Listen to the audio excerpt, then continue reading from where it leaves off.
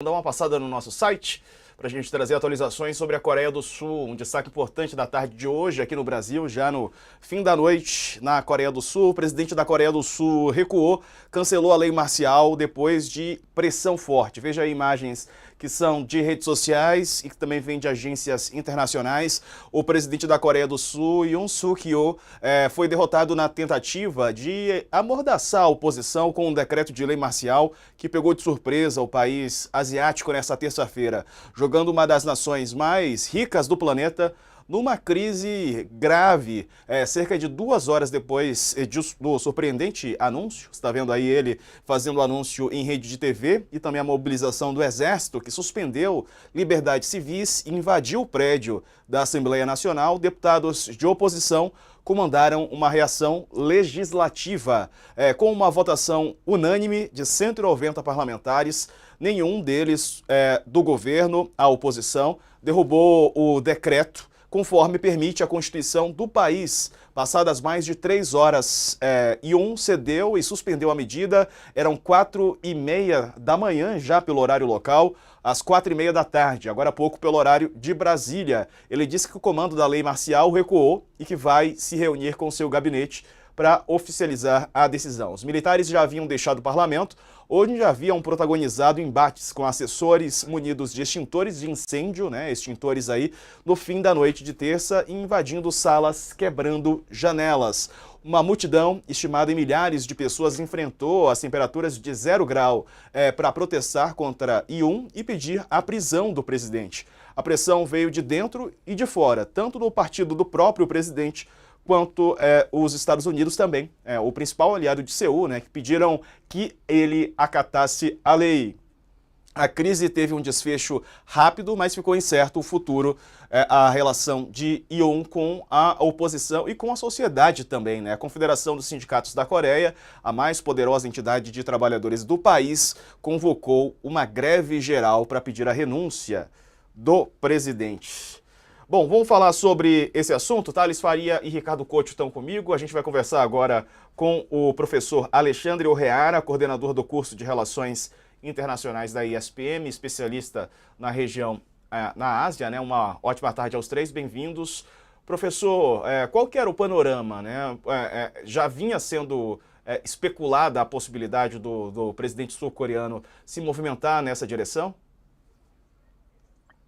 Olha, não, eu creio que assim, nós que acompanhamos um pouco a política sul-coreana, a gente percebe que de fato ele vinha numa posição fragilizada. Já na eleição ele conseguiu conquistar a presidência, mas numa margem muito pequena sobre o seu opositor. E desde que ele assumiu, ele tem tido uma baixa popularidade e, além disso, a oposição é maioria no parlamento. Então ele não conseguiu avançar em praticamente nada daquilo que ele propôs em termos de políticas para o governo, porque a oposição sempre veio obstruindo.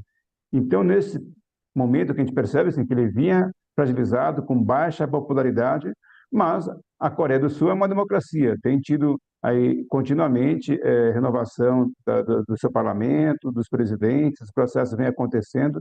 Então, essa atitude, neste momento, acho que pegou muita gente de surpresa, inclusive a mim.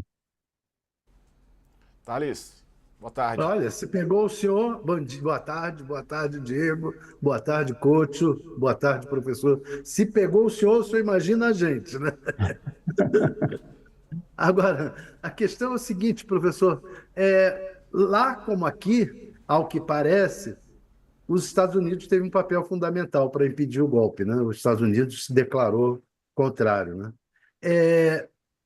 O senhor sabe dizer como é que é a postura desse presidente coreano? Ela se assemelha alguma coisa ao nosso ex-presidente Bolsonaro? Tem semelhanças, não?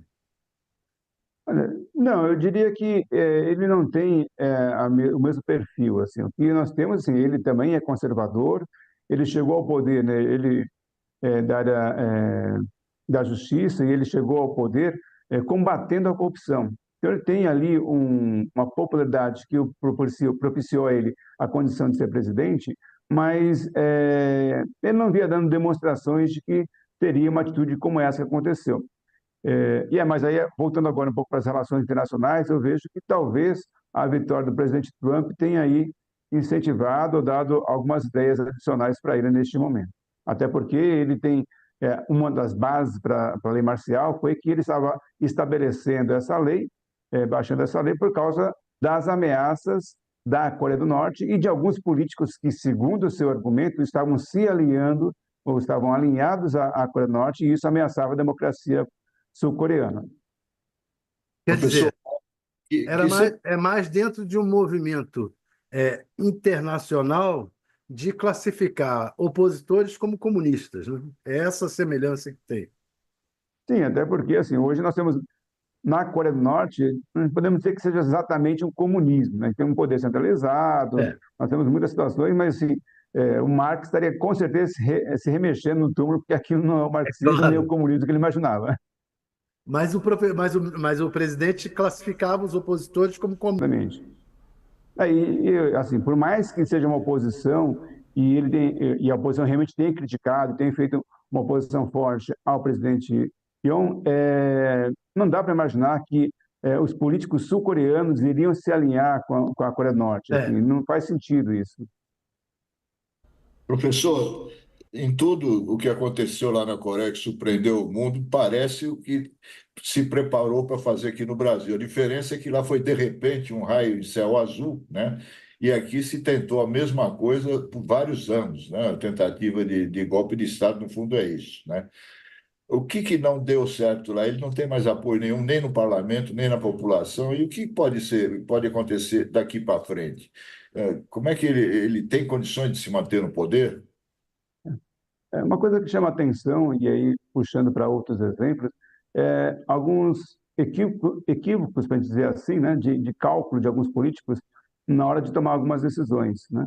Então, nesse momento, a gente percebe que talvez no seu plano, né, ao decretar a lei marcial, que ele conseguiria se estabelecer, conseguiria tomar o poder e que não haveria manifestações contrárias, dado o discurso que ele fez. Ele fez um discurso bastante populista, na minha opinião, né? Porque em uma das partes do discurso ele diz: eu reconstruirei e protegerei a Coreia do Sul da ruína e do desespero, né? E por isso que ele estabelecia a lei marcial contra um parlamento que estava, né, segundo ele, destruindo o continente sul-coreano.